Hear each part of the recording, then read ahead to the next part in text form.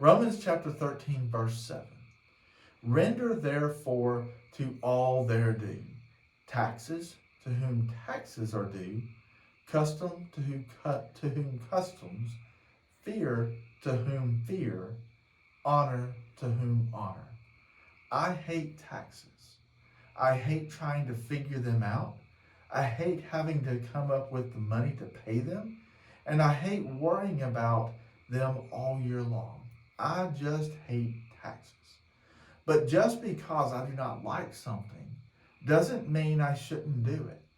Whether I like taxes or not, they are still required by our government. We are commanded biblically to render to those what they are due. We are blessed in this nation with the power to vote and choose in an election who holds an office. While I may or may not like who wins, I am still to respect the office, even if I have little respect for who may hold that office. We have all been in a situation where we just couldn't get our heads wrapped around an idea, an activity, or a problem. In John chapter 3, verses 1 through 18, Nicodemus finds himself not being able to wrap his head around one of Jesus' teachings. In verse 1, we get a little history of Nicodemus. We learn that he was a Pharisee. You do not have to read the Bible very long to find out the Sadducees and Pharisees did not like the message that Jesus was bringing. Nicodemus comes to Jesus by night to try to gain more understanding about the new birth Jesus was talking about. We see the way he comes to Jesus, truly trying to learn and find out. He comes to Jesus with respect and honor, and Jesus in return approaches him with the same. Matthew chapters 22 and 23, we see a completely different story with the Pharisees and the Sadducees. In chapter 22, both of these groups, independent of each other, try to catch Jesus contradicting himself. They go from subjects of taxes to the resurrection, to which commandment is the greatest or the most important.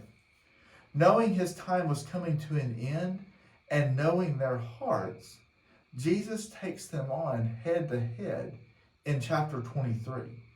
He ends the chapter by referring to them as a brood of vipers. He refers to them as hypocrites and points out in several different ways why they are hypocrites, but also provides them with ways to correct their problem. Paul in Romans reminds the people of Rome to give honor or respect where honor or respect is due. We may not agree with our political leaders, but we are still to give them honor for the office they hold. It is the same in other respects of our lives as well. Respect is defined as due regard for feelings, wishes, rights, or traditions of others. It is also a feeling of deep admiration for someone elicited by their abilities, qualities, and achievements. Without respect, relationships are lost.